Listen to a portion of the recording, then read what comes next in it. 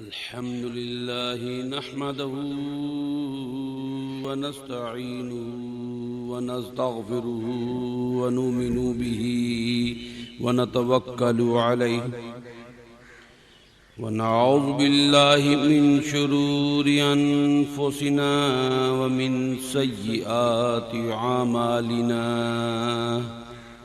من يهده الله فلا مضل له ومن يضلله فلا هادي له ونشهد أن لا إله إلا الله وحده لا شريك له ونشهد أن محمدا عبده ورسوله قال الله تعالى في كتابه المجيد والفرقان الحميد فأعوذ بالله من الشيطان الرجيم بسم الله الرحمن الرحيم لا تقولوا لمن يقتل في سبيل الله أموات بل أحياء ولكن لا تشعرون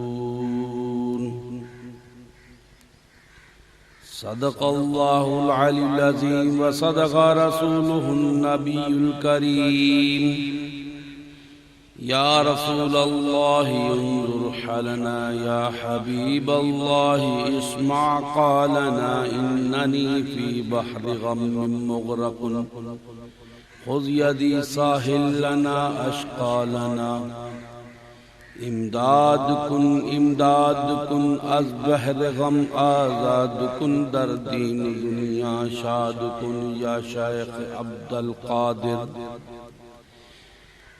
گنج بخش فیض عالم مظہر نور خدا ناقصاں را پیر کاملاں را رہنما بگرداب بلا افتاد کشتی ضعیفان شکست رات کشتی بحق خواجہ عثمان ہارونی مدد کن یا معین الدین چشتی حضرت محمد حسین آفتاب علم دین جلوہ آئینہ حق انوار رب العالمین معدن جود و کرم چشمہ صدق و صفا ناقصوں پہ ہو کرم بحر محمد مصطفیٰ دلشاد حسین نے دیا سر کو جھکا 1369 میں ہوئی حقیقت آگاہ دیے سب باطل کے پردے اٹھا درود بر محمد صلاۃ مرتضی محمد حسین اسماء خواجگان چشت پڑھے جو فجر کو جائے بہشت قلب روشن ہوئے پڑھے جو صدا درود بر محمد صلاۃ مرتضی ان اللہ وملائکتہ یصلون علی النبی یا ایھا الذین آمنوا صلوا علیہ وسلموا تسلیما تمامی حضرات نہایت ذوق شوق کے ساتھ سرکار دو عالم صلی اللہ علیہ وآلہ وسلم کے حضور اپنے اپنے نذرانہ عقیدت بصورت درود و سلام پیش کیجئے صلاۃ والسلام علیک یا سیدی یا رسول اللہ وعلی آلک واصحابک یا حبیب اللہ الصلاة والسلام علیک یا سید المرسلین وعلی آلک واصحابک یا رحمت للعالمین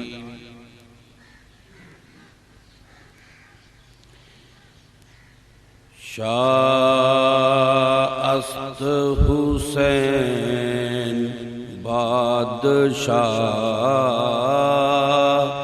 است حسین شاہ است حسین بادشاہ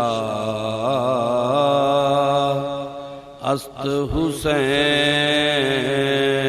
دین است حسین دین پناہ است حسین شاہ است حسین بادشاہ است حسین دین است حسین دین پناہ است حسین سرداد نداد دست در دست یزید حقا کے بنا لا الہ است حسین.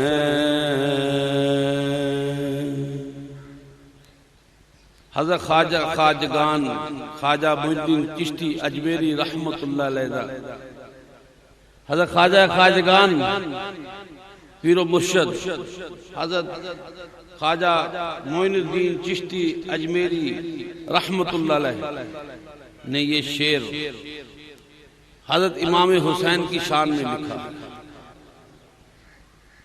اسی شعر سے آج کی شہادت کی ابتدا کرتا ہوں. اسی شعر سے آج کی شہادت کی ابتدا کرتا ہوں. جو بات حضرت خواجگان خواجہ اجمیری رحمت اللہ علیہ نے فرما دی وہی حقیقت احوال ہے. شاہ است حسین بادشاہ است حسین دین است حسین دین پناہ است حسین سرداد ناداد دست در دست یزید حقا کے بنا لا الہ است حسین. میرے عزیزو، حضرت خواجہ خواجگاہ فرماتے ہیں میرا حسین جو ہے، حسین is a king، Hussain is a king، Hussain Shah است حسین بادشاہ است حسین. not only a king، صرف کنگ ہی نہیں ہے، میرا حسین تو ایمپرر ہے، بادشاہ ہے، شہنشاہ ہے. پھر اس کے بعد فرمایا یہ نہ سمجھنا کہ حسین اکیلا حسین ہے، حسین تو سراپا دین ہے. دین است حسین دین پناہ است حسین. ہر چیز کی ایک پناہ گاہ ہوتی ہے. جب اس پر کوئی مشکل آتی ہے، جب اس پر کوئی پرابلم آتی ہے، جب دشمن اس کا حصار کر لیتا ہے، جب دشمن اس پر حملہ آور ہو جاتا ہے، وہ چیز جا کر اپنے اس حصار میں، اپنی اس پناہ گاہ میں، اپنے اس قلعے میں چھپ جاتی ہے تاکہ خود کو دشمنوں سے بچا پائے. دشمنان دین نے جب دین پر حملہ کیا تو نانا کے دین پر ہوتا ہوا حملہ جو ہے امام حسین دیکھ نہ پائے، برداشت نہ کر پائے. تو دین کی پناہ جو ہے وہ حسین کی ذات پاک بن گئی. دین نے لاکھوں کو پناہ دی ہے، دین نے کروڑوں کو پناہ دی ہے، دین نے اربوں کو پناہ دی ہے، لیکن دین کو پناہ حسین نے دی.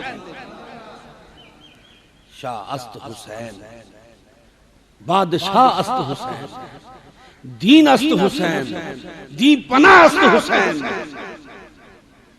دین لاکھوں کو پناہ دینے والا ہے. فتح مکہ ہوتا ہے، اہل مکہ تھر تھر کانپ رہے ہیں کہ آج وہ محمد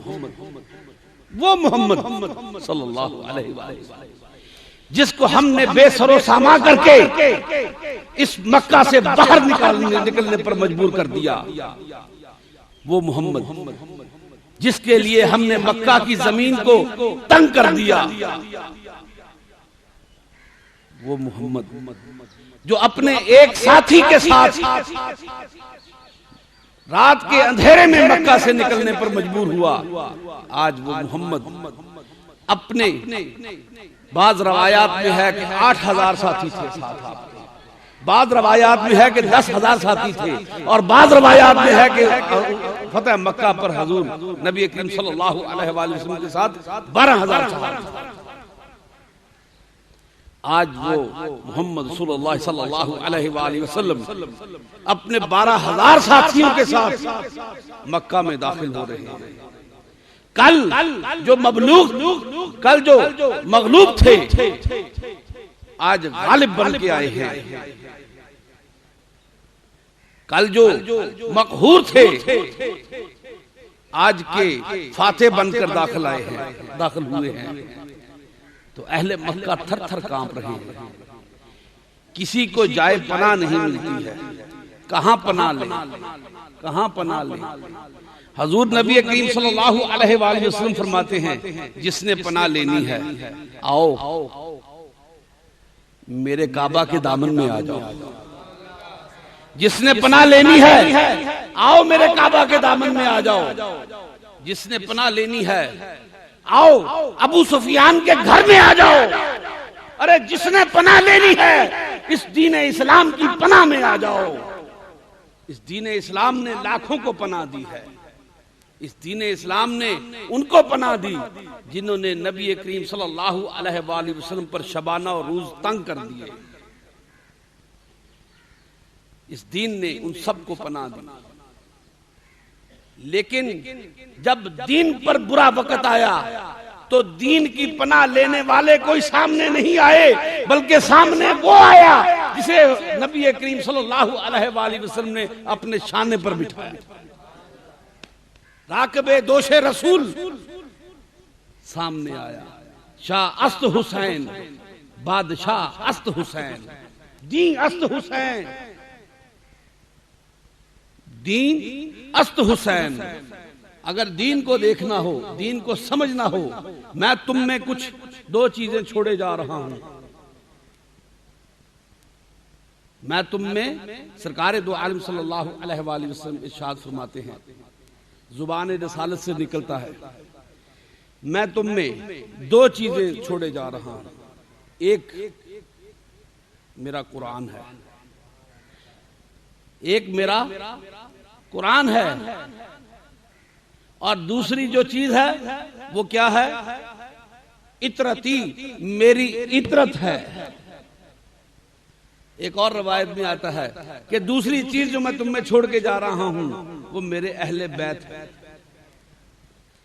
میرے اہل بیت ہیں، شاہ است حسین، بادشاہ است حسین، دی است حسین، دی پناہ است حسین، سرداد نداد دست در دست یزید۔ اگر یزید ملعون کے ہاتھ میں حضرت امام حسین اپنا ہاتھ دے دیتے تو آج دین کی شکل ہی اور ہوتی، آج دین کی صورت ہی اور ہوتی۔ وہ دین جو آقا نامدار محمد مصطفیٰ صلی اللہ علیہ وآلہ وسلم لے کر آئے تھے، آج وہ دین نہ ہوتا، آج وہ دین نہ ہوتا، بلکہ دین کی شکل جو ہے وہ یزیدی ہو گئی ہوتی، دین کی شکل یزیدی ہوتی۔ لیکن حسین نے دین کو پناہ دے کر دین کی شکل جو ہے وہ حسینی بنا دی۔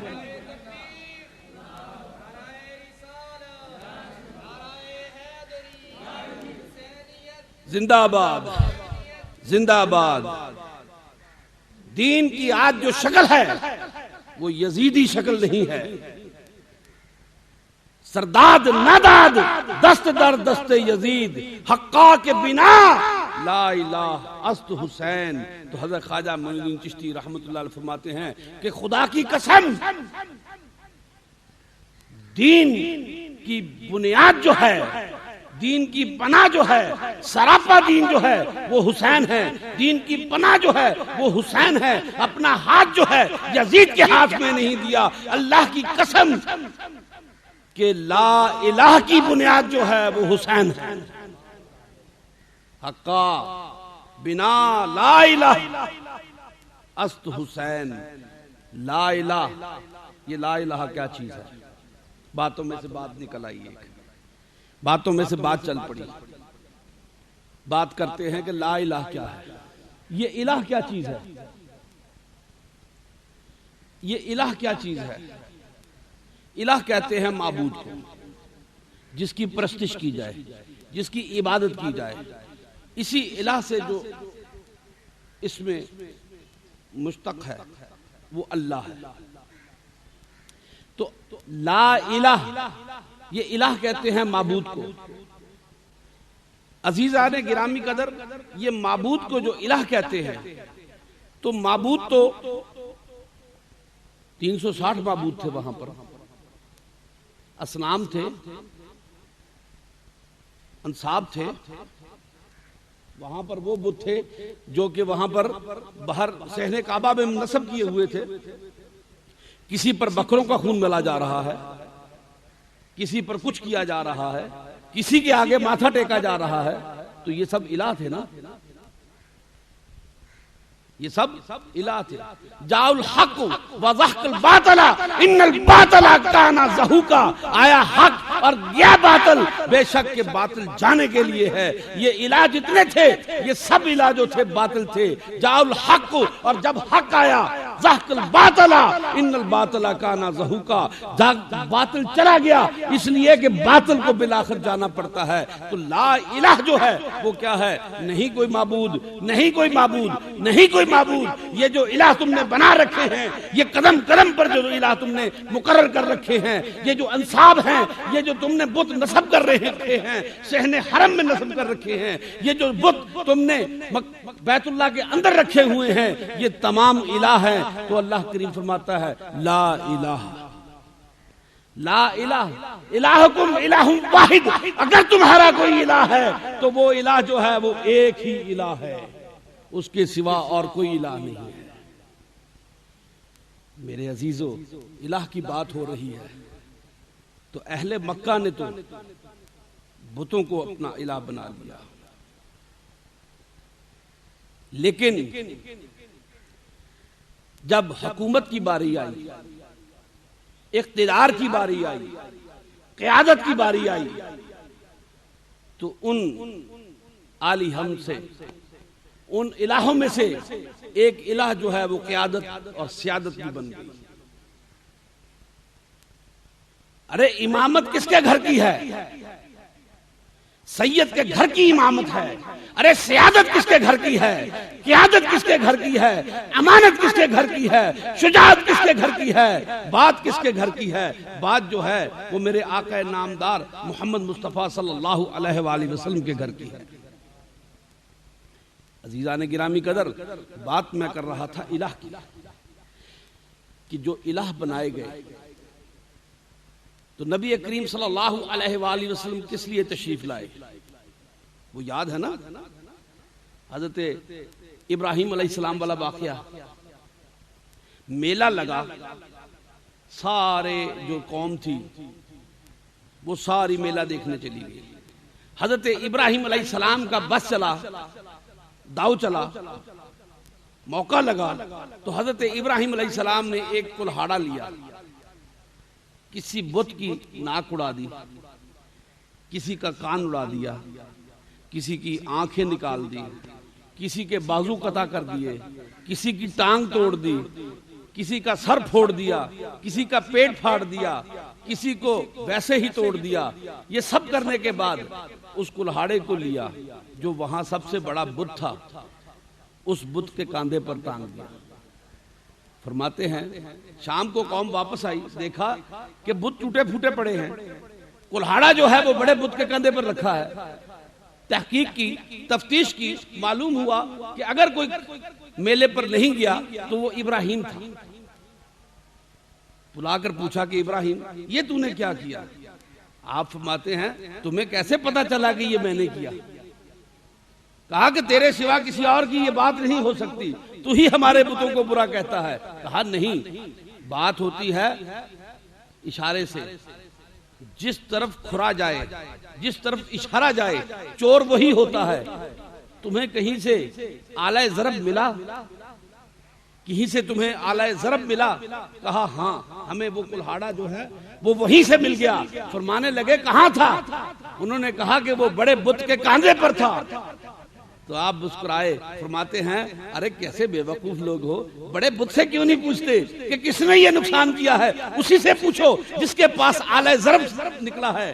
تو کہنے لگے ابراہیم کیا تو پاگل ہو گیا ہے، کیا تیرا ذہن ٹھیک نہیں ہے، کیا تو مجنون ہو گیا ہے، تجھے پتہ نہیں کہ بت جو ہے وہ جواب نہیں دیتے ہیں؟ تو حضرت ابراہیم علیہ السلام نے فرمایا تو پھر ایسے بتوں کو پوچھتے کیوں ہو جو جواب نہیں دیتے؟ اس کو کیوں نہیں پوچھتے جسے ایک دفعہ پکارا جائے اور وہ 10 دفعہ تمہیں پکارتا ہے؟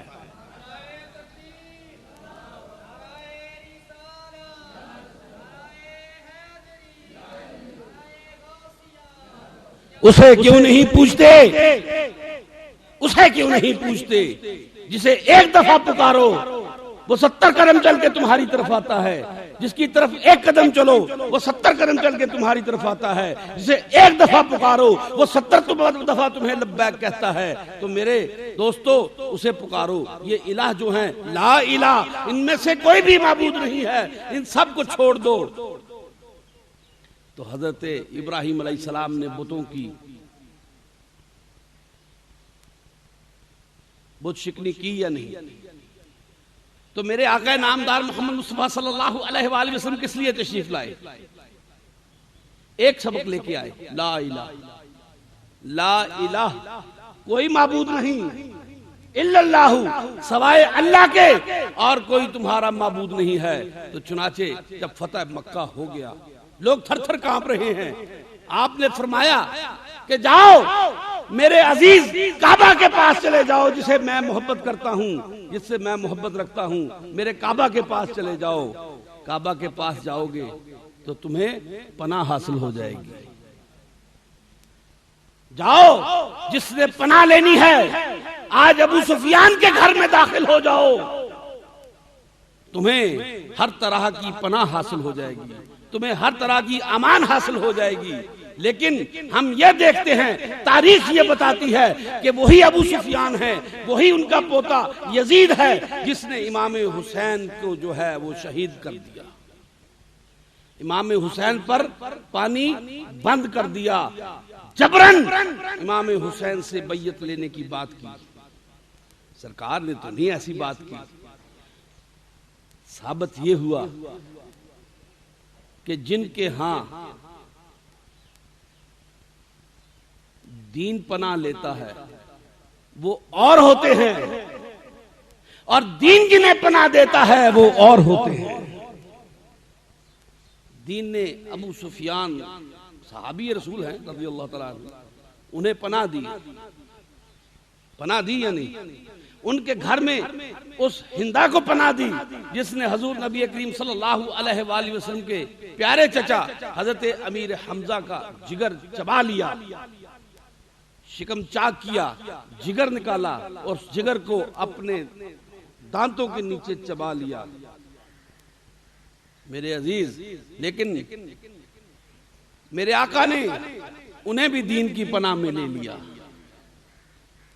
لیکن دین کا کلیجہ اتنا بڑا، لیکن دین کو پناہ کی ضرورت پیش آئی تو دین نے امام حسین کے دامن میں پناہ لی ہے۔ یہ حسین کون ہے؟ یہ گلشن مصطفیٰ کا پھول ہے، یہ چمن زہرا کا وہ گنچا ہے جس سے نبی کریم صلی اللہ علیہ وآلہ وسلم کو خود خوشبو آتی ہے۔ حضرت صلی اللہ علیہ وآلہ وسلم فرماتے ہیں ان الحسن والحسین ریحان من الدنیا۔ آپ نبی کریم صلی اللہ علیہ وآلہ وسلم ارشاد فرماتے ہیں حسن اور حسین جو ہیں دنیا کے میرے دو پھول ہیں، ریحان من الدنیا، دنیا کے میرے دو پھول ہیں۔ سرکار دو عالم صلی اللہ علیہ وآلہ وسلم نے امام حسن کو اور امام حسین کو اپنے پھول قرار دیا ہے، اور ان پھولوں کو کس طرح سے مسل دیا گیا یہ بات انشاءاللہ آگے چل کے بیان کروں گا۔ میرے عزیزو، میرے دوستو، اس بات کو اپنے دل میں جگہ دیجئے، ان الحسن والحسین ریحانی من الدنیا، نبی کریم صلی اللہ علیہ وآلہ وسلم نے ارشاد فرمایا کہ حسن اور حسین جو ہیں دنیا کے میرے دو پھول ہیں۔ ابو یوسف بن ابراہیم جو ہیں وہ حضرت انس بن مالک رضی اللہ تعالیٰ عنہ سے روایت فرماتے ہیں۔ حضرت انس کو جانتے ہیں نا آپ؟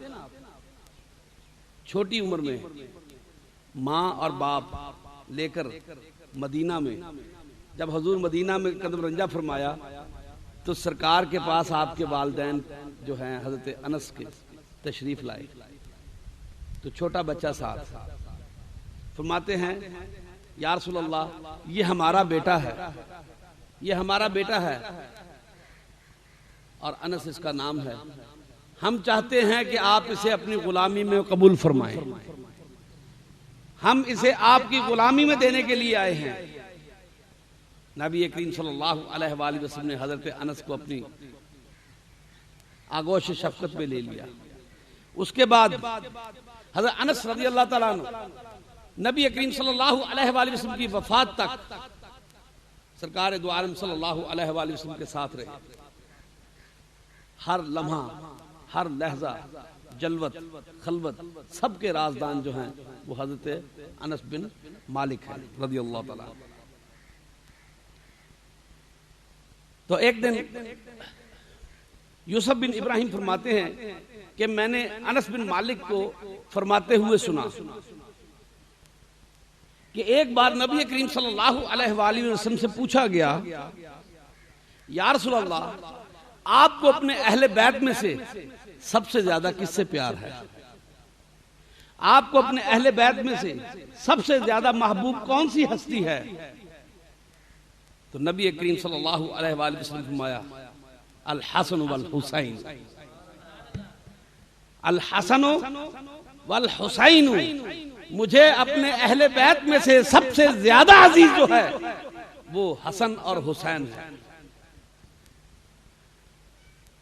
تو اس کے بعد آپ نے ارشاد یوں فرماتے ہیں حضرت انس وقان یقول لفاطمۃ ادعی لی ابنیہ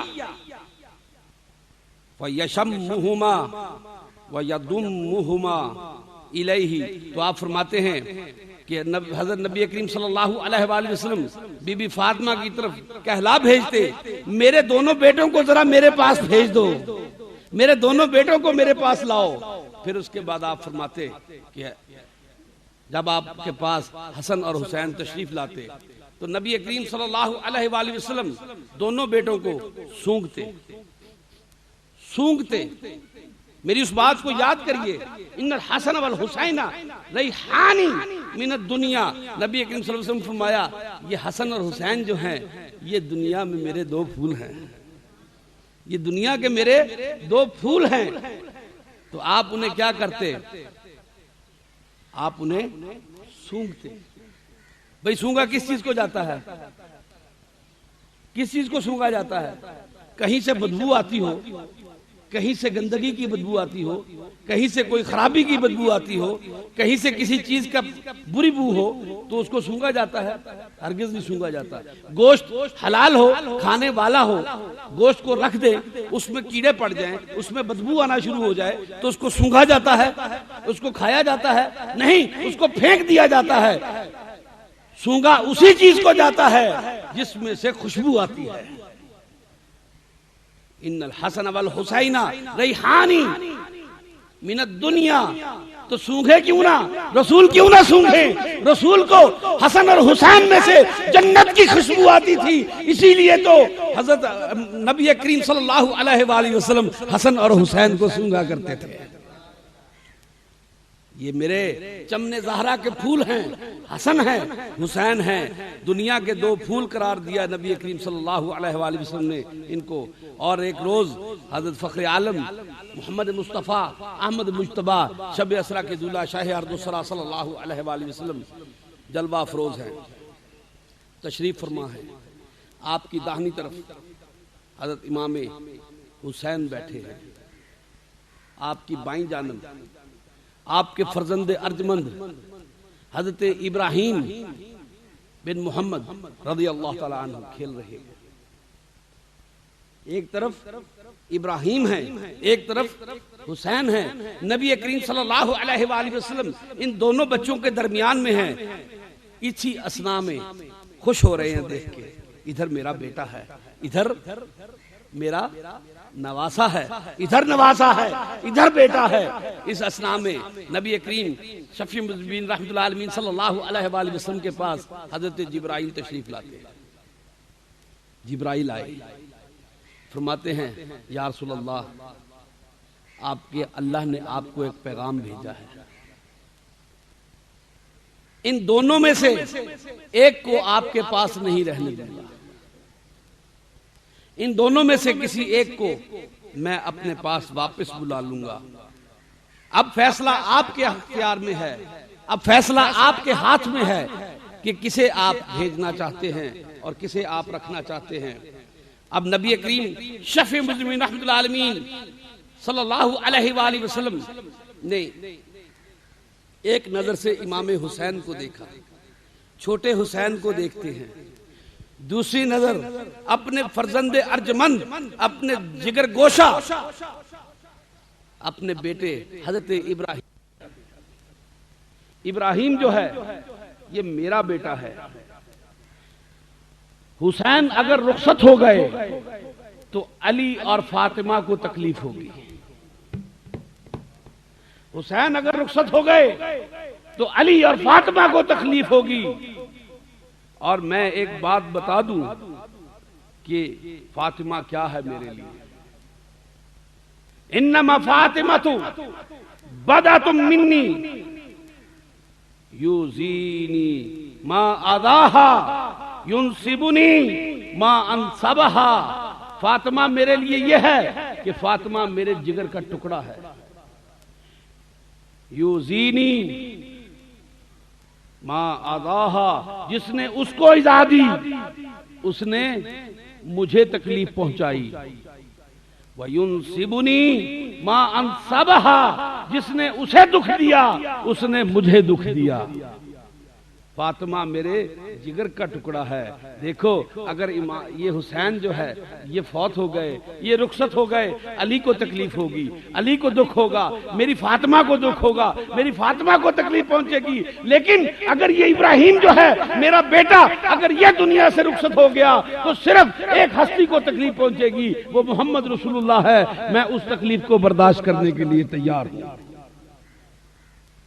نبی کریم صلی اللہ علیہ وآلہ وسلم کی زبان اطہر سے یہ بات نکلنا تھی کہ 3 دن بعد حضرت ابراہیم رضی اللہ تعالیٰ عنہ اس دنیا سے تشریف لے گئے، تو سرکار دو عالم صلی اللہ علیہ وآلہ وسلم فرماتے ہیں جب آپ صحابہ کرام میں آتے، حسین پاک کو آپ نے اپنے کندھے پر اٹھایا ہوتا، حسین پاک کو آپ نے اپنی گود میں اٹھایا ہوتا، تو آپ فرماتے ہیں لوگو یہ حسین وہ حسین ہے، لوگو میرے صحابیوں یہ حسین وہ حسین ہے جس پر میں نے اپنا بیٹا قربان کر دیا۔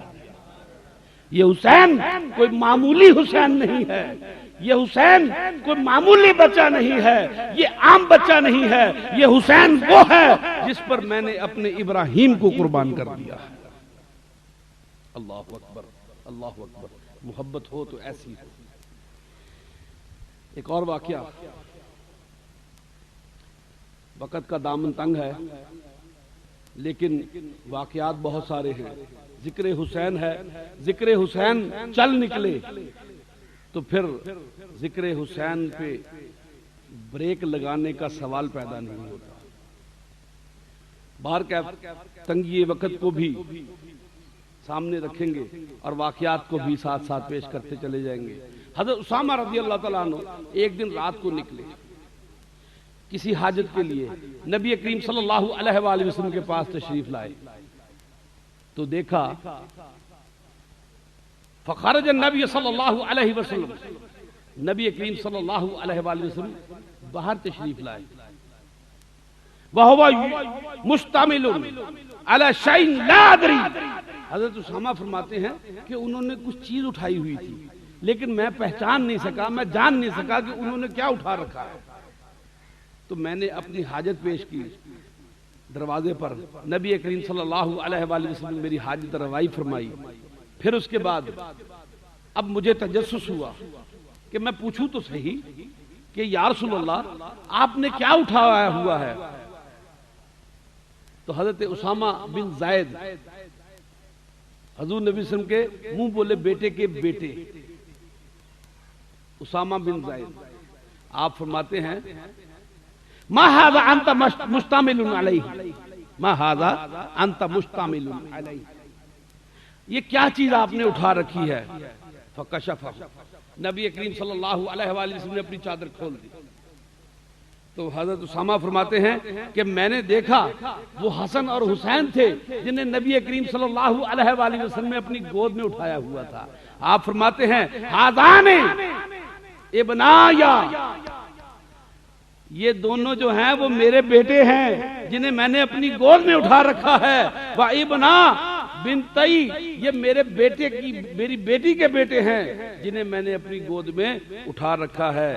تو میرے عزیزو پھر اس کے بعد نبی کریم صلی اللہ علیہ وآلہ وسلم نے دعا مانگی، اے اللہ میرے حسن، میں حسن اور حسین سے محبت رکھتا ہوں، اے میرے اللہ میں حسن اور حسین سے محبت رکھتا ہوں، تو بھی ان سے محبت کر. اے اللہ جو میرے حسن اور حسین سے محبت کرتے ہیں تو ان سے بھی محبت فرما، جو میرے حسن اور حسین سے محبت کرتے ہیں تو ان سے بھی محبت فرما. یہ محبت کا جو قرینہ ہے، محبت کے لیے کچھ خاص دل مخصوص ہوتے ہیں، محبت کے لیے کچھ خاص دل مخصوص ہوتے ہیں. یہ وہ نغمہ ہے جو ہر ساز پہ گایا نہیں جاتا. یہ محبت کا قرینہ جو ہے، یہ محبت کا سلیقہ جو ہے، یہ کچھ لوگوں کو آتا ہے، کچھ کے اوپر سے گزر جاتا ہے. محبت تو یہ چیز ہے کہ محبوب سامنے ہو اور محب جو ہے اس کو دیکھ رہا ہو اور اس کی آنکھوں کی پیاس بجھ رہی ہو. لیکن جیسے جیسے پیاس بجھتی جائے ویسے پیاس بھڑکتی جائے. یہ محبت والوں کے قرینے کچھ اور ہوتے ہیں. یہاں پر لیلا نظر آتا ہے، مجنوں نظر آتی ہے. محبت والوں کے قرینے کچھ اور ہوتے ہیں، عشق والوں کے قرینے کچھ اور ہوتے ہیں، لیکن دنیا داروں کے زینے اور ہوتے ہیں. دنیا دار اور سیڑھی پر چڑھتے ہیں لیکن محبت والے اور قرینے پہ چلتے ہیں.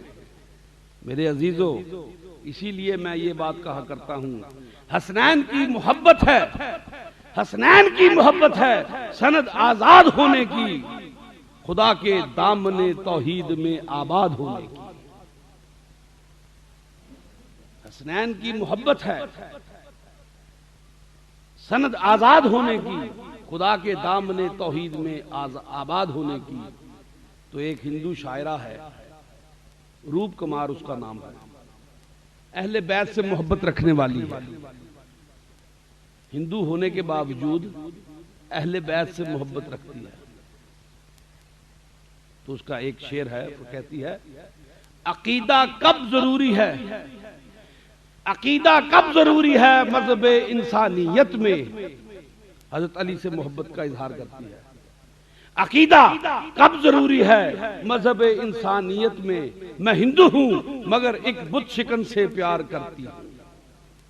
ہے تیری ولا میں سلامتی، تیرا نام لیتے ہی یا علی گئی بے کلی ای شانتی. جو تیرا عدو ہے وہ لعنتی، میں تو بس اتنا ہوں جانتی کہ تو فاطمہ کا دھرم پتی. جو نصیریوں نے کہا گر میں کہوں تو نہیں روا، تو خدا کے بعد ہے نا خدا، نبی کے بعد ہے پیشوا. روپ کمار ہندو شاعرہ، ہندو عورت علی سے محبت رکھتی ہے، اہل بیت سے محبت رکھتی ہے. تو امام حسین کی شان میں کہتی ہے حسین بھارت میں آتا تو پردے میں اتارا جاتا، حسین بھارت میں آتا تو پردے میں اتارا جاتا. یوں فاطمہ کا لخت جگر دھوکے سے نہ مارا جاتا. سر نہ اٹھتے تیری چوکھٹ سے سجدے میں، سر نہ اٹھتے تیری چوکھٹ سے سجدے میں، ہند کی بادشاہی میں تجھے بھگوان پکارا جاتا، ہند کی بادشاہی میں تجھے بھگوان پکارا جاتا۔ حسین بھارت میں آتا تو سجدے میں اتارا جاتا، حسین بھارت میں آتا تو پردے میں اتارا جاتا، حسین بھارت میں آتا تو پردے میں اتارا جاتا، یوں فاطمہ کا لخت جگر دھوکے سے نہ مارا جاتا۔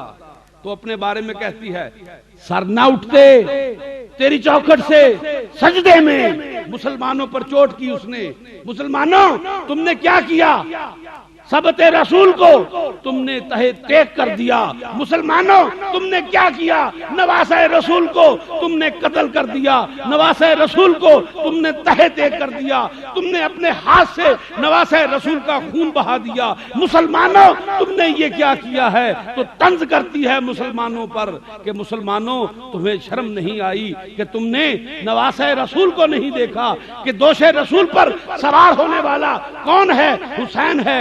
یہ سامنے میرے کون ہے جس کے لیے نبی کریم صلی اللہ علیہ وآلہ وسلم نے ارشاد فرمایا ان الحسن والحسین ریحان من الدنیا، یہ دنیا کے میرے دو پھول ہیں، میرا حسن اور میرا حسین۔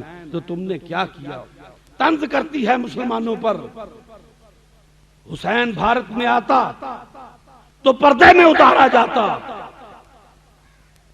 یوں فاطمہ کا لخت جگر دھوکے سے نہ مارا جاتا، سر نہ اٹھتے تیری چوکھٹ سے سجدے میں، ارے ہم تو سجدے کرنے والے لوگ ہیں، سر نہ اٹھتے تیری چوکھٹ سے سجدے میں، ہند کی بادشاہی میں تجھے بھگوان پکارا جاتا، ہند کی بادشاہی میں تجھے بھگوان پکارا جاتا۔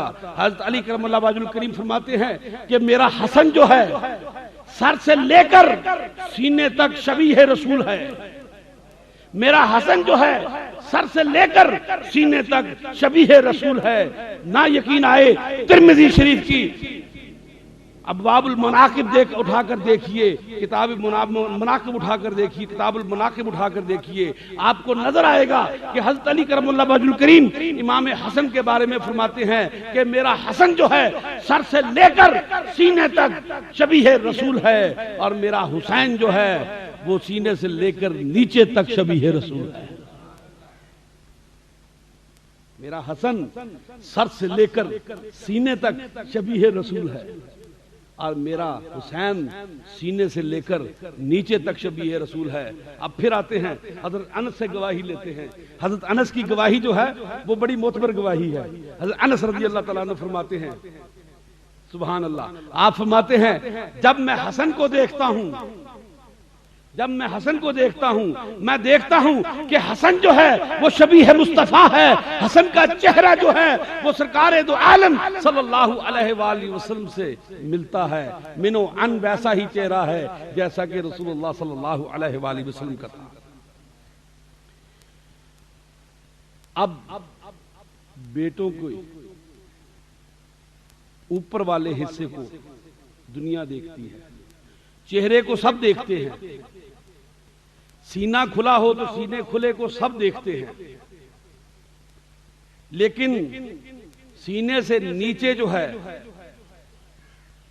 ان کو کون دیکھتا ہے؟ یا باپ دیکھتا ہے یا ماں دیکھتی ہے۔ تو والد کی گواہی لیتے ہیں۔ حضرت علی فرماتے ہیں کہ میرا حسین جو ہے، میرا حسن سر سے لے کر سینے تک،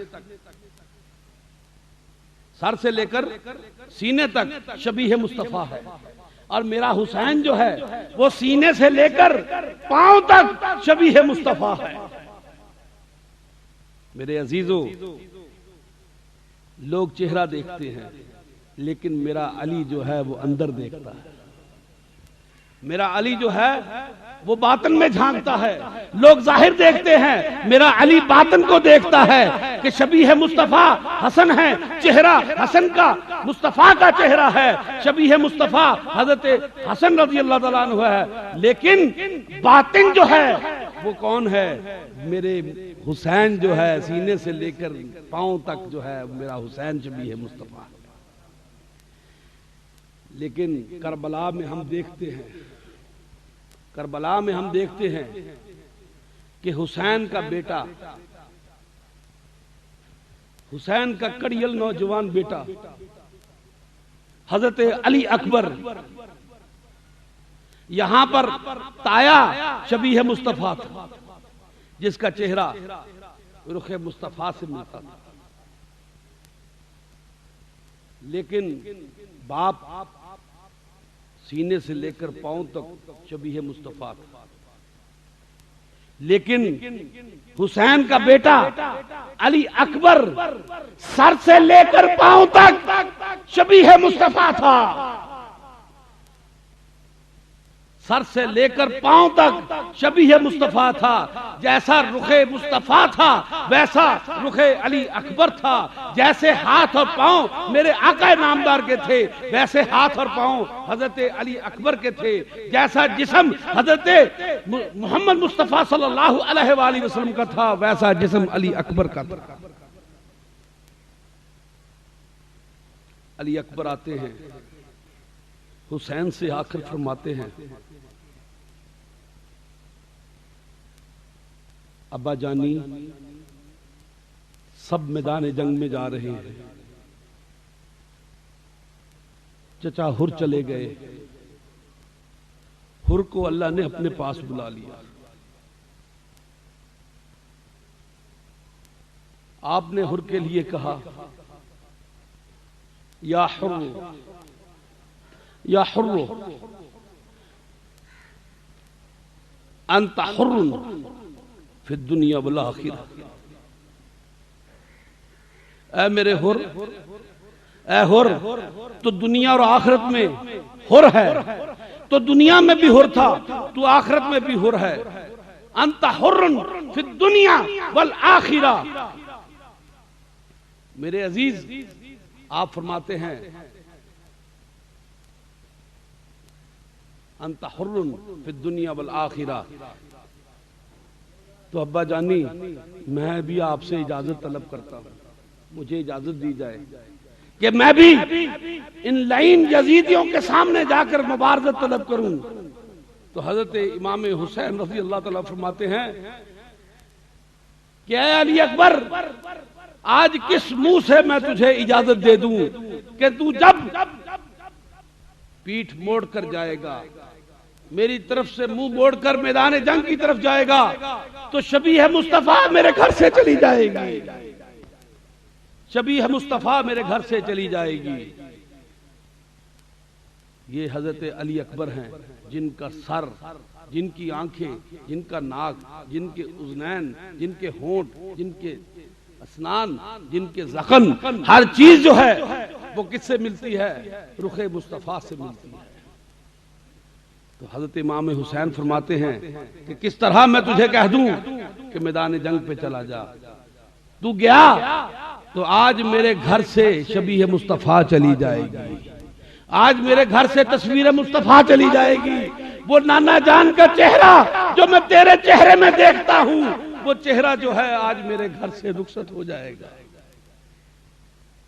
تو اسی لیے کہا نا، قتل حسین اصل میں مرگ یزید ہے، قتل حسین اصل میں مرگ یزید ہے، اسلام زندہ ہوتا ہے ہر کربلا کے بعد۔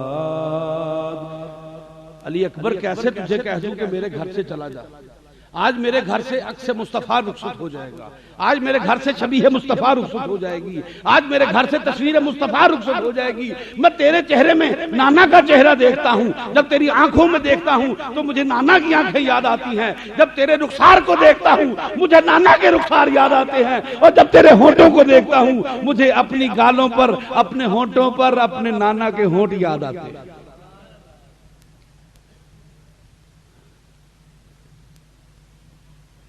میرے عزیزو، اللہ کے نیک بندوں پر یہ وقت ہمیشہ سے آیا ہے، لیکن اللہ کے بندے مشکلات سے گھبراتے نہیں ہیں۔ حضرت علی اکبر کو آپ نے اجازت دی جنگ کرنے کی، واقعات نہیں بیان کروں گا۔ علی اکبر شہید ہو گئے، شبیہ مصطفیٰ رخصت ہو گئی۔ حضرت والد حسین کی بات کرتا ہوں، حضرت علی کرم اللہ وجہ الکریم کی بات کرتا ہوں۔ کوفہ میں ہے، شام میں منبر پر آپ پر سب و شتم کیا جا رہا ہے، گالیاں دی جا رہی ہیں برسر منبر۔ یہ منبر کس چیز کا بنا ہے؟ یہ منبر لکڑی کا بنا ہے، لیکن جب اس منبر کو ہم منبر کہیں تو پھر یہ منبر رسول ہے۔ اس منبر رسول پر بیٹھ کر اگر علی کو گالیاں دی جائیں تو پھر یہ کیا منبر رسول ہے؟ ہرگز نہیں۔ حضور نبی کریم صلی اللہ علیہ وآلہ وسلم علی کی طرف اشارہ کرتے ہیں، آپ فرماتے ہیں یا علیو، اے علی انت منی بمنزلتی ہارون من موسیٰ، اے علی تو میرے لیے ایسا ہے جیسا کہ ہارون کے لیے موسیٰ تھا، جیسا کہ موسیٰ کے لیے ہارون تھا، تو میرے ہاں تیری منزلت وہی ہے، تو میرا بھائی ہے جس طرح موسیٰ کا بھائی ہارون تھا، جس طرح کہ موسیٰ کے بعد ہارون نبی تھے، ہارون موسیٰ علیہ السلام کے ساتھ نبی تھے، لیکن لا نبی بعدی، میرے بعد نبی نہیں ہے۔ انت منی بمنزلتی ہارون من موسیٰ، تم میرے لیے ایسا ہے جیسا موسیٰ کے لیے ہارون تھا۔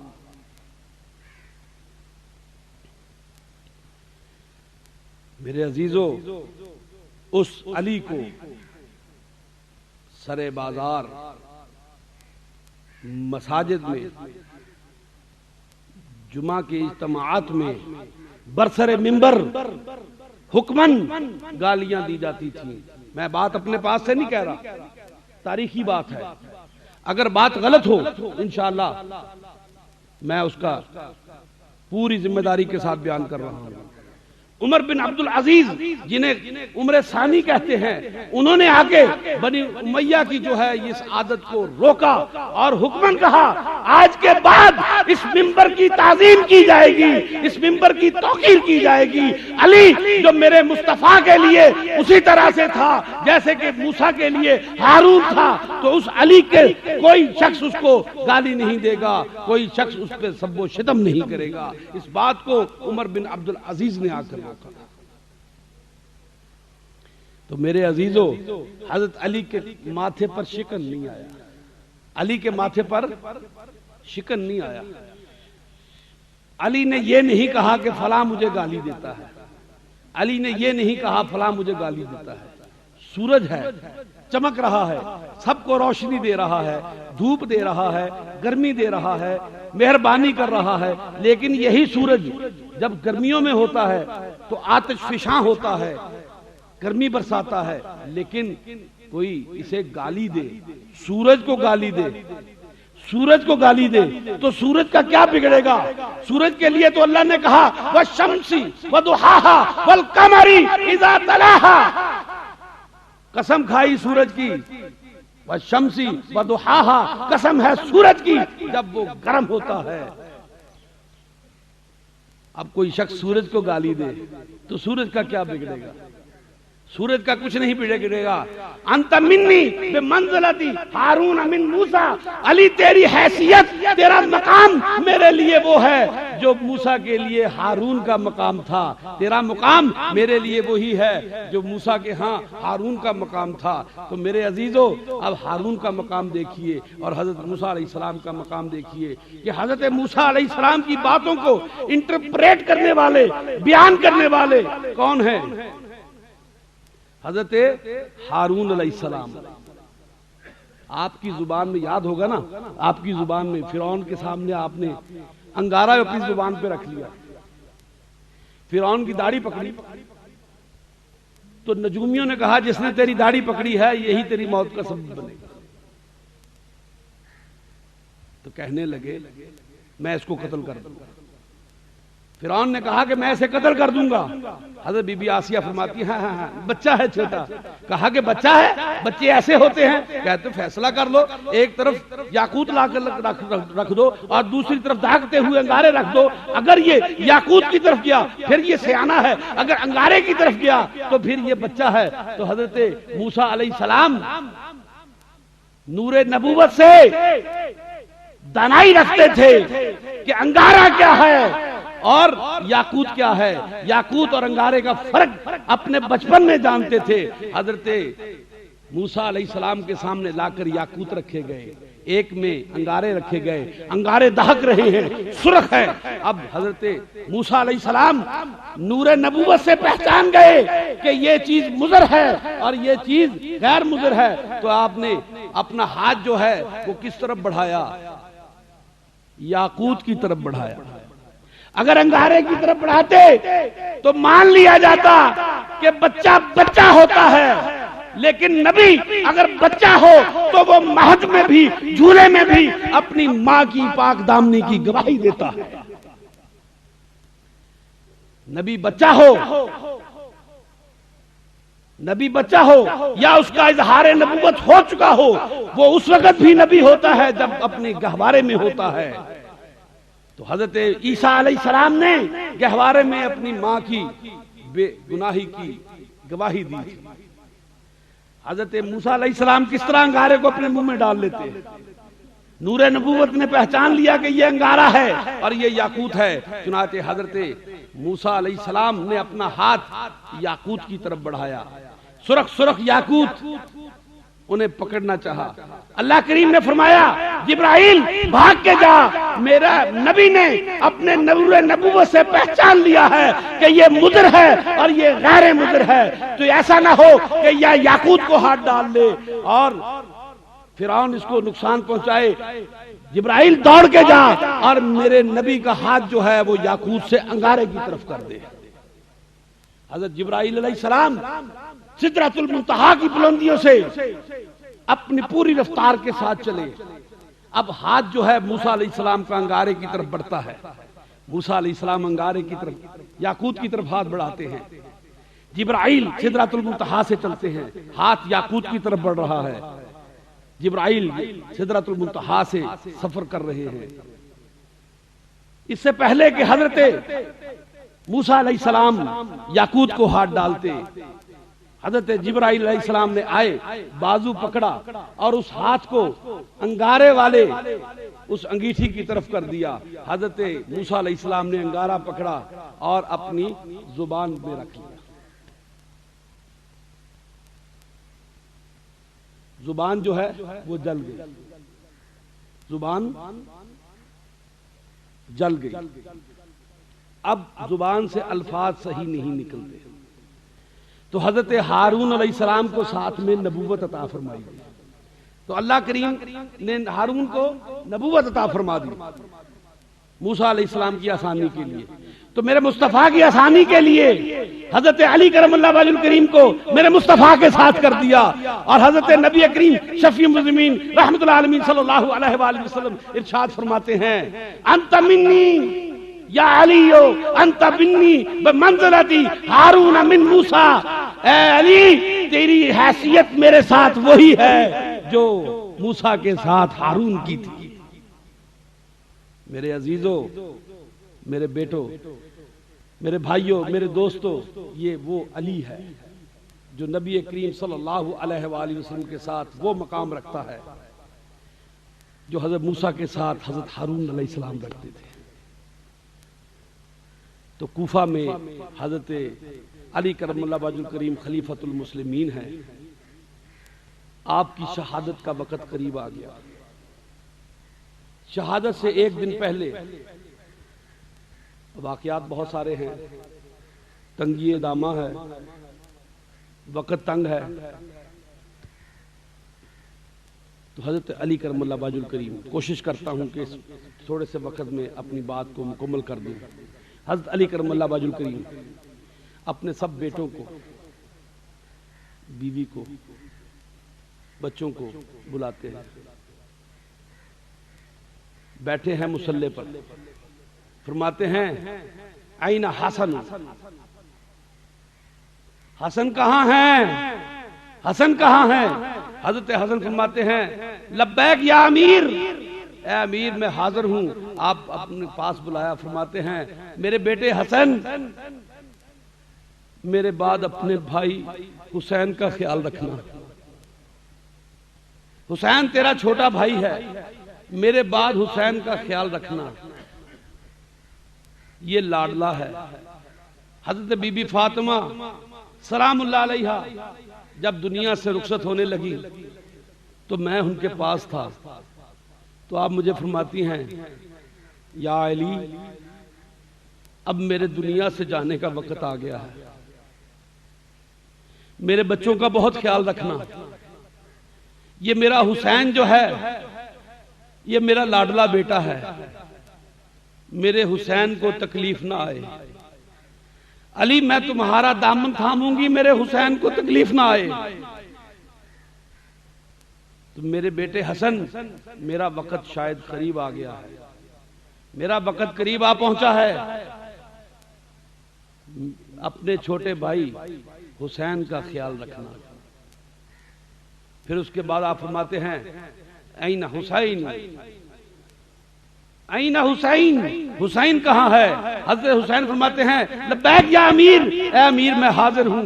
आप फरमाते हैं हुसैन मेरे बेटे, मेरी तुम्हें एक नसीहत है, जहां कहीं सफर पे जाना, जहां सफर करना, अपनी बहन ज़ैनब को अपने साथ रखना, अपनी बहन ज़ैनब को अपने साथ रखना। मैंने अब्दुल्ला से बात कर ली है, उसको ये बात समझा दी है कि हुसैन जिस सफर पे जाएंगे उस सफर पे ज़ैनब को अपने साथ रखेंगे। फिर उसके बाद आप फरमाते हैं ऐन ज़ैनब, ऐन ज़ैनब, ज़ैनब कहाँ है? हज़रत बीबी ज़ैनब सलामुल्लाह अलैहा फरमाती हैं लब्बैक या अमीर,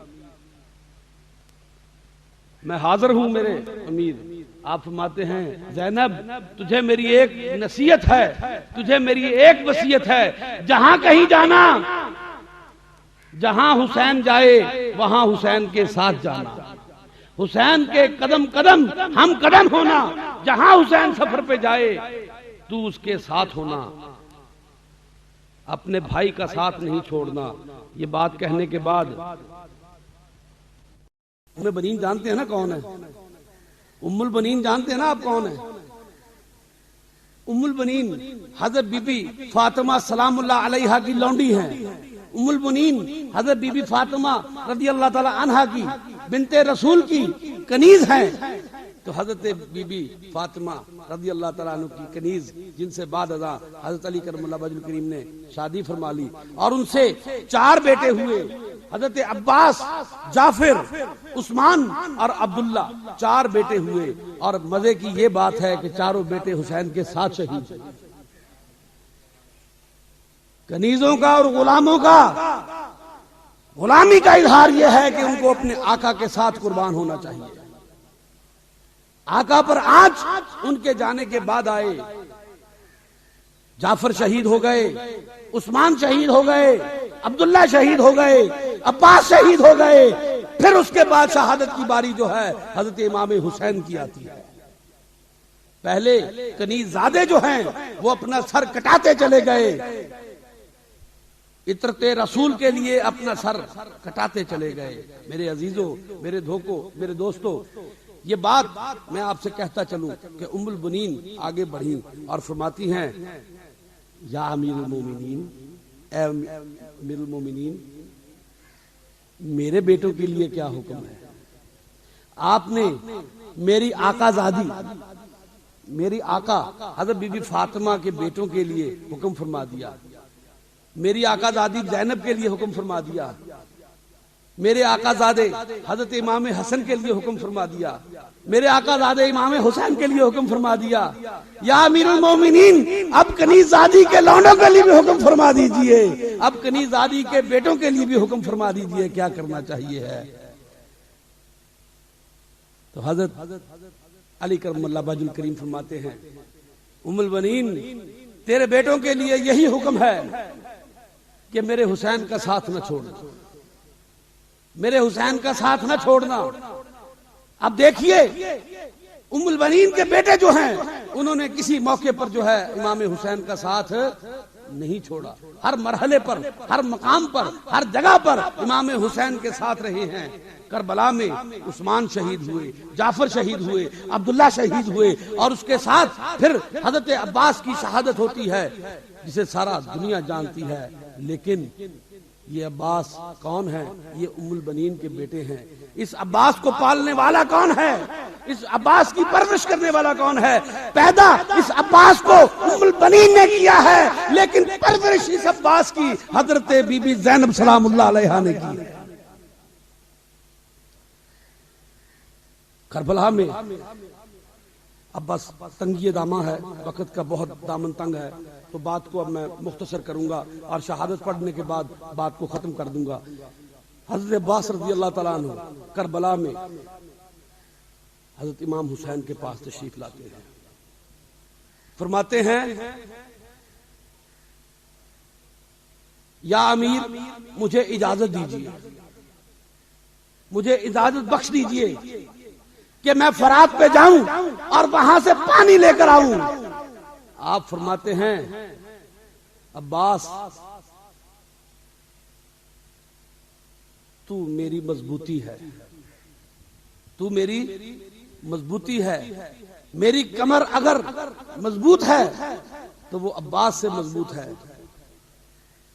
جس شخص کا عقب محفوظ ہوتا ہے، جس کا عقب محفوظ ہوتا ہے، جنگ میں دو طریقے ہوتے ہیں، ایک دشمن سامنے ہوتا ہے، ایک میمنہ ہوتا ہے، ایک میسرہ ہوتا ہے، ایک عقب ہوتا ہے۔ جو عقب ہوتا ہے وہ سب سے زیادہ غیر محفوظ ہوتا ہے۔ آنکھیں جو ہیں وہ دشمن پہ ٹکی ہوتی ہیں، آنکھیں دشمن پہ ٹکی ہوتی ہیں۔ عقب جو ہے آپ کا جو پیٹھ پیچھے ہے، کمر کے پیچھے جو کچھ ہو رہا ہے وہ آپ کی نگاہوں سے اوجھل ہوتا ہے۔ دیکھیے غزوہ احد میں کیا ہوا، خالد بن ولید نے کہاں سے ضرب لگائی، مسلمانوں پر کہاں سے ضرب لگائی۔ سامنے تو کفار مکہ جو ہے وہ بھیڑ بکریوں کی طرح بھاگ اٹھے، لیکن خالد بن ولید نے اپنے 200 سواروں کے ساتھ عقب سے ضرب لگائی، عقب سے حملہ کیا۔ کسی شخص کا جو سب سے کمزور جگہ ہوتی ہے، جو کمزور مقام ہوتا ہے، وہ اس کا عقب ہوتا ہے، لہذا جنگوں میں عقب کو محفوظ کیا جاتا ہے۔ حضرت امام حسین رضی اللہ عنہ فرماتے ہیں میرے بھائی عباس تیری وجہ سے میرا عقب جو ہے وہ محفوظ ہے، اگر میں نے تجھے آگے بھیج دیا تو میرا عقب جو ہے وہ غیر محفوظ ہو جائے گا۔ میرے خیام جو ہیں، میرے خیمے جو ہیں وہ تیری وجہ سے محفوظ ہیں، اگر میں نے تجھے میدان جنگ میں بھیج دیا میرے خیمے غیر محفوظ ہو جائیں گے، بیبیوں کے پردے غیر محفوظ ہو جائیں گے۔ حضرت عباس رضی اللہ تعالیٰ عنہ فرماتے ہیں یا امیر المومنین میں جب خیموں میں جاتا ہوں ایک چھوٹا سا ہاتھ آتا ہے، میری دامن کو تھام لیتا ہے، میری عبا کو تھام لیتا ہے، میں اس کی طرف دیکھتا ہوں تو وہ مجھے کہتا ہے، اس ہاتھ کے پیچھے جو وجود ہے وہ سکینہ کا وجود ہے۔ سکینہ مجھ سے کہتی ہے چچا العطش،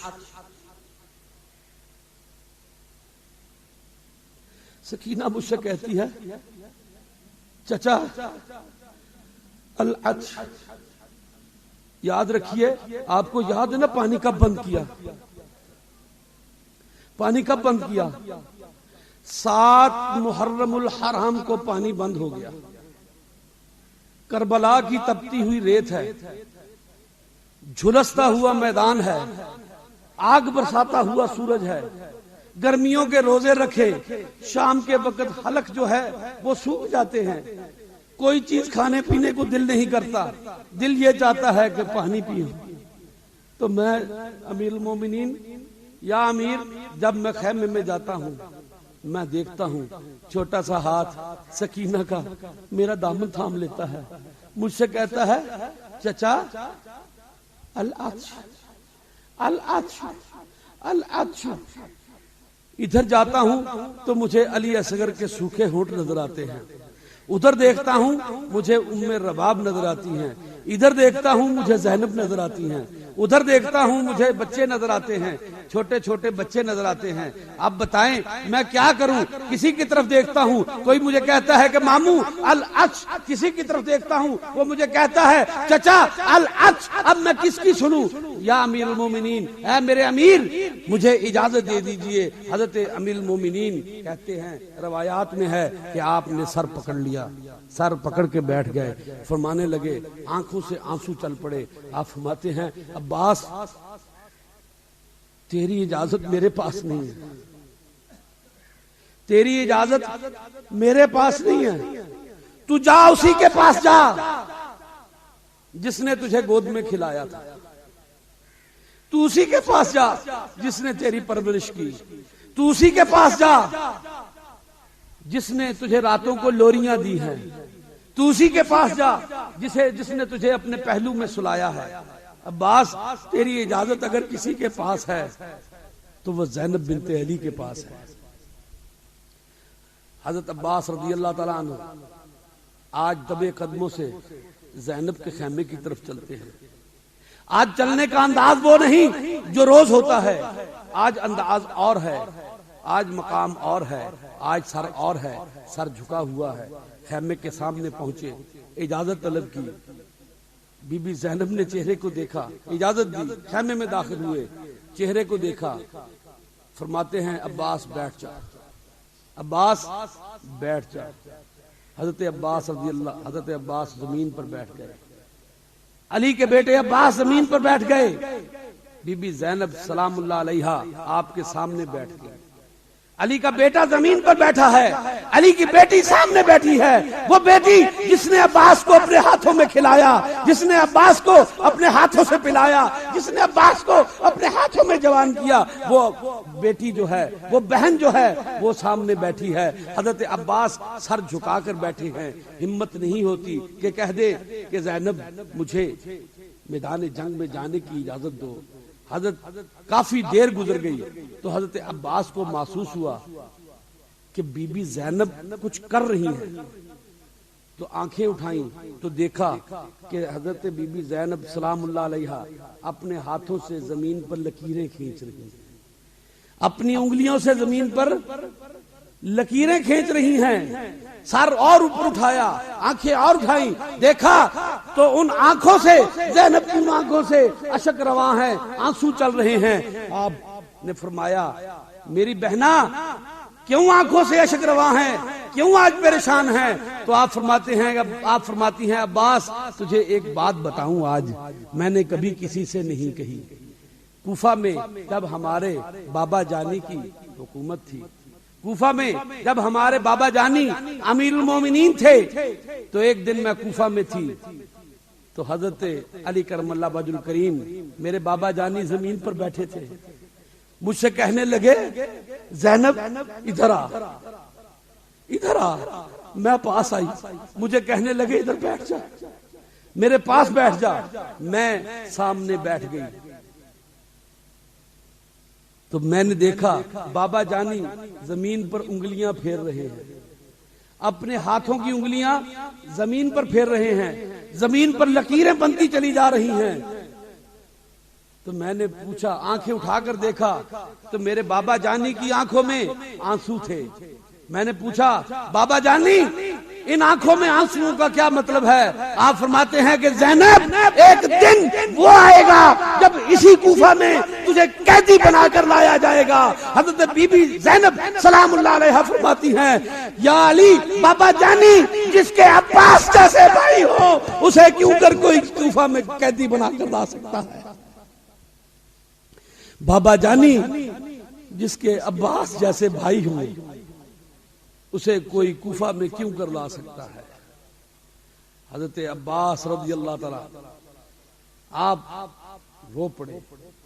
بی بی کہتی ہیں کہ تم مجھ سے میدان جنگ میں جانے کی اجازت لینے آیا ہے، میں سمجھ چکی ہوں، میں جان چکی ہوں کہ تم مجھ سے میدان جنگ کی اجازت لینے کے لیے آیا ہے، میں تجھے روکوں گی نہیں عباس، میں تجھے روکوں گی نہیں۔ کیوں؟ سر کٹاتے ہیں وہ، دار پہ چڑھتے ہیں وہ، سر کٹاتے ہیں وہ، جاں فروشی کے تصدق نئی زندگی پاتے ہیں وہ۔ جان کو قربان کر دل شاد ہو کر دیکھ لے، زندگی کی کشمکش سے آزاد ہو کر دیکھ لے۔ اس کے بعد حضرت بی بی زینب سلام اللہ علیہا نے اپنا صندوق کھولا، اس میں سے ایک پٹکا نکالا، ایک دستار نکالی، حضرت عباس کے سر پر باندھنا شروع کی، ایک پیچ لائی، فرماتی ہیں انا للہ و انا الیہ راجعون۔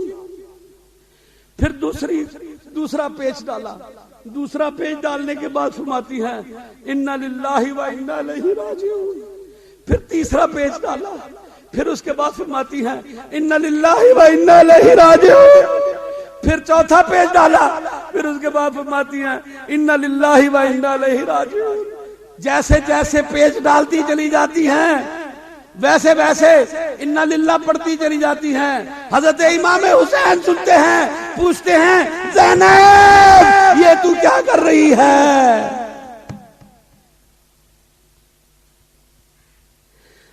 ہر پیج پہ انا للہ و انا الیہ راجعون پڑھنے والی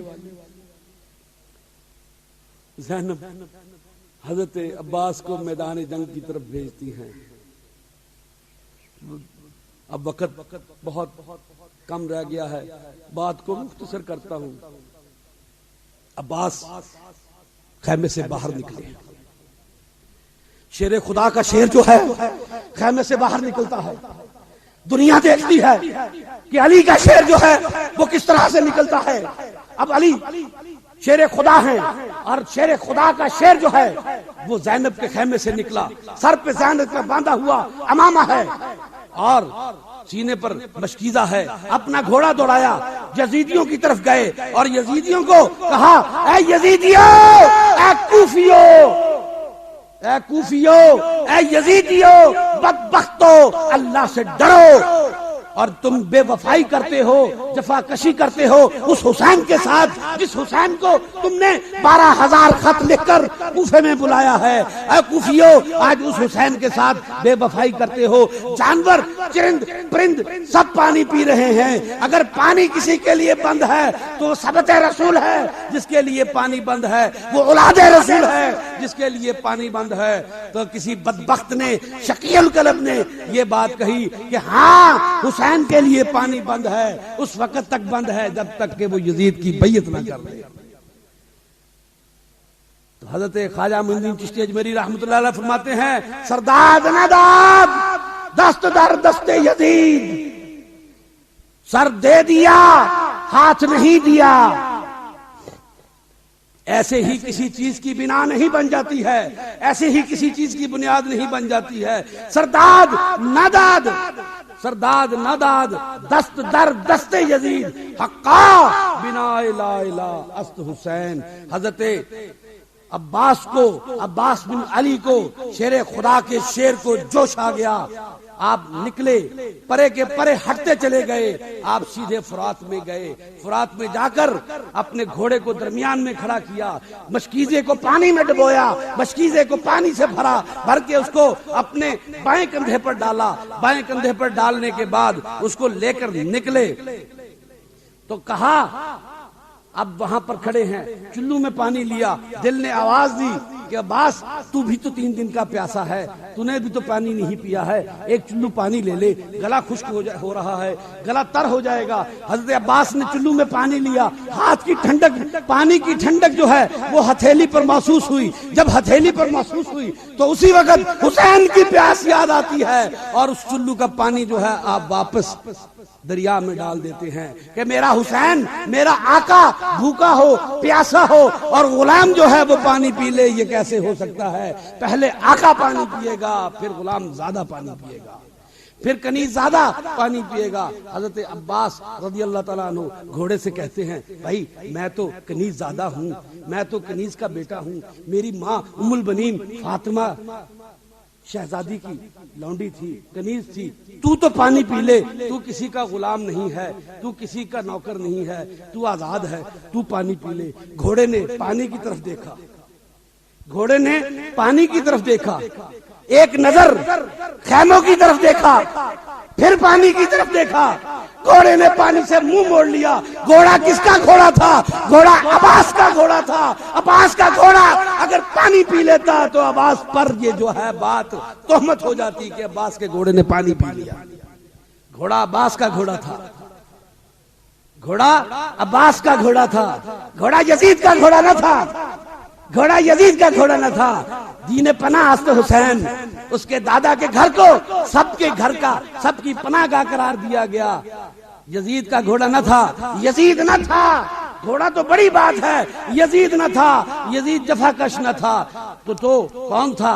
عباس کا گھوڑا تھا۔ عباس کے گھوڑے نے ایک دفعہ پانی کو دیکھا، ایک دفعہ خیموں کو دیکھا، پھر پانی کو دیکھا، اپنا سر ہلایا کہ نہیں نہیں، میں پانی پینے کا نہیں، حسین پانی پیئیں گے تو میں پانی پیوں گا۔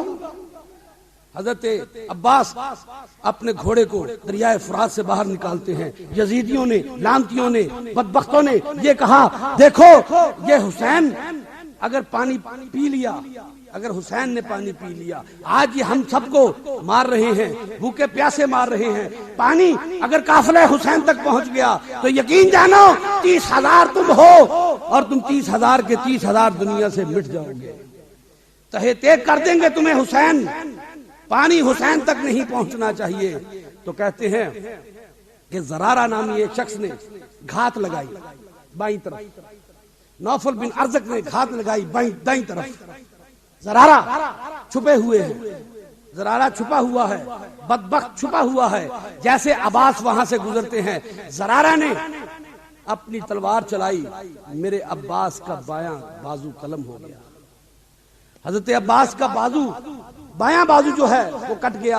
آپ نے اس مشق کو اپنے دائیں بازو پہ ڈالا اور دائیں بازو سے تلوار چلاتے ہوئے چل پڑے۔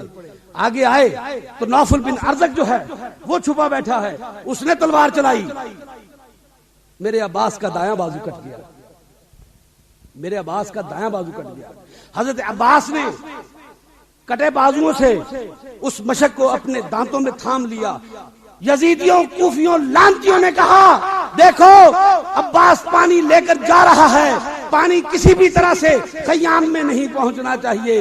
تو کیا کیا انہوں نے؟ کہا کہ تیر کیوں نہیں چلاتے، تیر کیوں نہیں چلاتے ہو؟ تو جس وقت یہ بات کہی تو تیر چلائے۔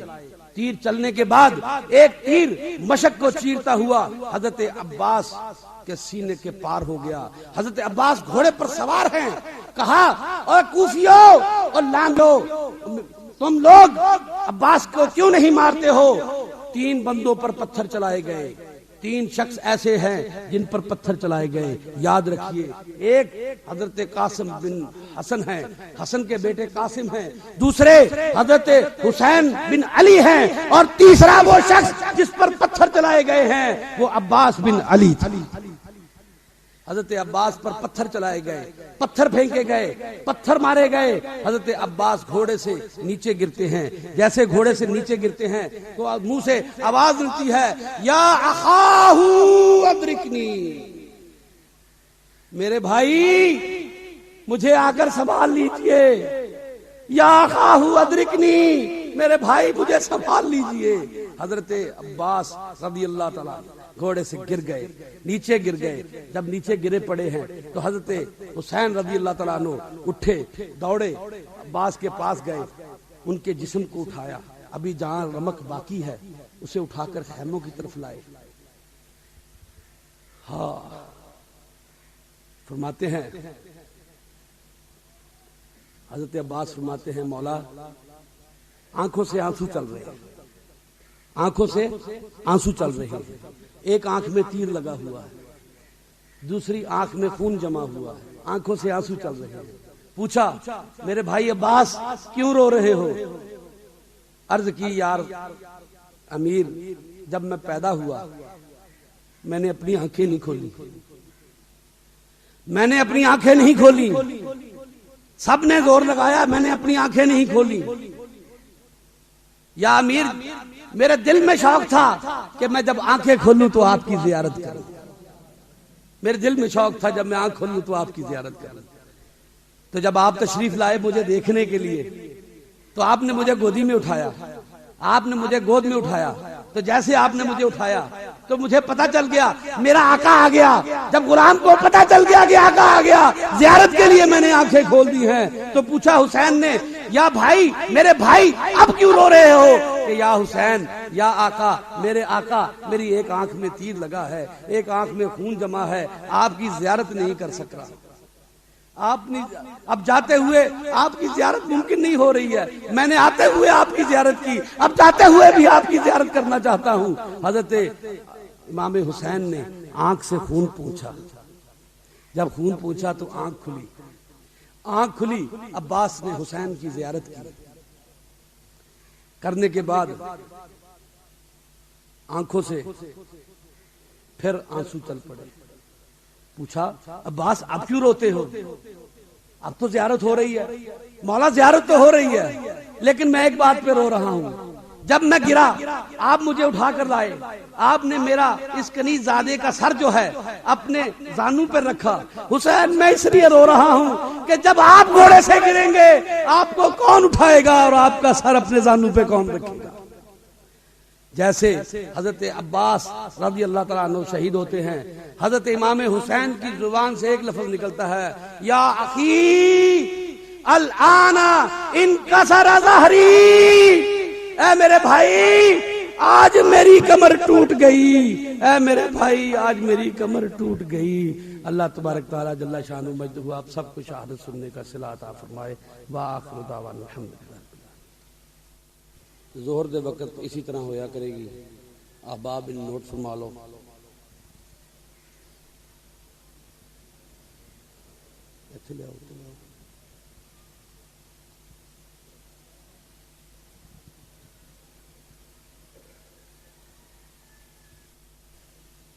رونا ہے اپنی عاقبت لئی, زینب تے کوئی احسان نہیں. جنہیں بھی ایتھے بیٹھ کے رونا ہے, قرآن پاک پڑھتے ہیں تے کیا جاندہ ہے. قرآن حضرات ساڑھے اساتذہ کرام اللہ تعالیٰ نے درجات مراتب بلند فرمایا کرتے سن, قرآن دیاں جڑیاں تبذیر دیاں آیات نے, ڈران والیاں آیات نے, جنہاں چ اللہ تعالیٰ دے قہر دا ذکر ہے, اتھے رونا چاہیے. رونا نہ آوے تے رون ورگی شکل بنا لینی چاہیے. رونا نہ آوے کتے فوتگی تے کٹھے ہوندے ہو تے کی کر دیو, کوئی اس میت نو روندا ہوندا, سارے اپنے اپنیاں نو یاد کر کے روندے ہوندے. تے میرے دوستو ایتھے بھی رونا جڑا ہے, جڑا غم حسین دے وچ دو اتھرو جڑے نے اکھاں وچوں وگا دے گا. کیا پتا کہ آخرت دے وچوں دے اے دو اتھرو جڑے نے او دی نجات دا باعث بن جائے. سیاست, جوڑ توڑ, ادھروں لائیاں ادھروں پٹیاں تے ادھر لائیاں, بلیا رب دا کی پانا, ادھروں پٹنا ادھر لانا, ادھروں پٹنا ادھر لانا. یہ سیاست بھی انجی ہے, ادھروں پٹنا ادھر لانا. یہ چند روزہ کھیڑ ہے. کی بنیاد بندیا تیری تو کیوں نہیں گل سندا؟ بھائی محمد اسلم انصاری صاحب, محمد اسلم انصاری ہونا اتنے کتے. کی بنیاد بندیا تیری تو کیوں نہیں گل سندا؟ سہ درختاں نو گھائل کر سٹدا کی کیڑا ایک ڈھونڈدا. ایک دن میں سویرے اٹھیا تے پائی اصل مسجد دے وچ اعلان کرے, مسجد دے وچ ایک کوئی بندہ ہے جڑا میں تے ہور کوئی نہیں ہے. یہ بڑے افسوس والی گل ہے, سارے لوکی آ جاؤ. حضرت بابا جی پیر سید محمد حسین شاہ فرماندے نے کی بنیاد بندیا تیری. شعر غلط پڑھیا, میں وضو کردا سی تے میں سندا رہیا تے تد میں آواز دتی بھائی محمد اسلم انصاری, کی بنیاد بندیا تیری تو کیوں نہیں گل سندا؟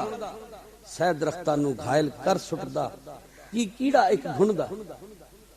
جتھے ایک قطرہ خودی دا ہوئے او ناس کرے لکھ گن دا محمد حسین اگے رب معلوم سانو خطرہ پہ گیا ہون دا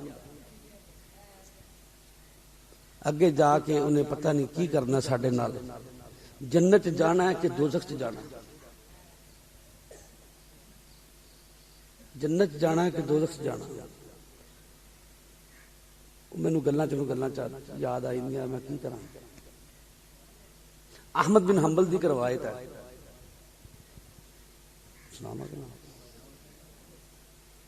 احمد بن حنبل دی روایت ہے نبی کریم شفیع رحمت اللہ عالمین صلی اللہ علیہ وآلہ وسلم بیٹھے نے اب بیٹھے نے تے ایک بی بی آئی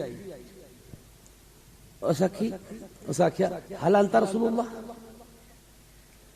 کیا تساں اللہ دے رسول ہو کہندے ہاں میں اللہ دا رسول ہاں آپ فرماندے ہیں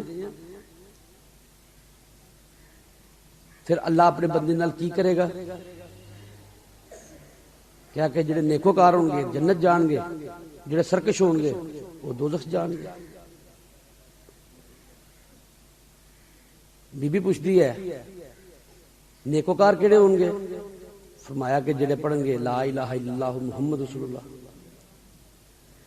آپ فرماندے میں سنیا تسی فرمایا کہ رب جڑا ہے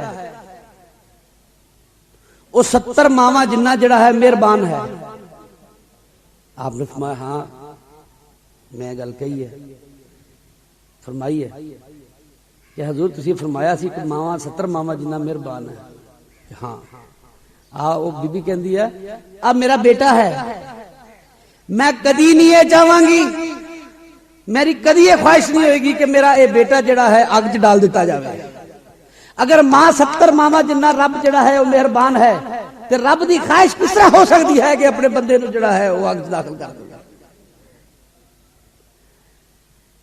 حضور نبی کریم صلی اللہ علیہ وآلہ وسلم دی اکھاں چوں چل پے رون لگ پے آپ میں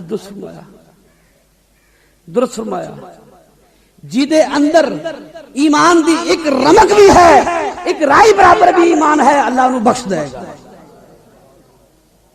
میں تھے گل کرنا ہے ثابت رسول واسطے جی دی اکھ دے وچوں ایک ہنجو ڈگ پیا 2 ہنجو نکل گئے مینوں اپنے رب تے ایک گمان ہے ایک یقین ہے کہ انشاءاللہ میرا رب اس سبت حسن اور سبت رسول دے سلسلے دے وچ انشاءاللہ تعالی عطرت رسول دی احترام دے وچ انشاءاللہ اس بندے نو بخش دے گا یہ تہاڈا آنا رائے گا نہیں گیا تہاڈا آنا ضائع نہیں گیا تہاڈا آنا بیکار نہیں گیا ذکر رسول سنیا ذکر عباس سنیا ذکر حسن سنیا ذکر علی سنیا ذکر حسین سنیا ذکر فاطمہ سلام اللہ کبرا سلام اللہ علیہا سنیا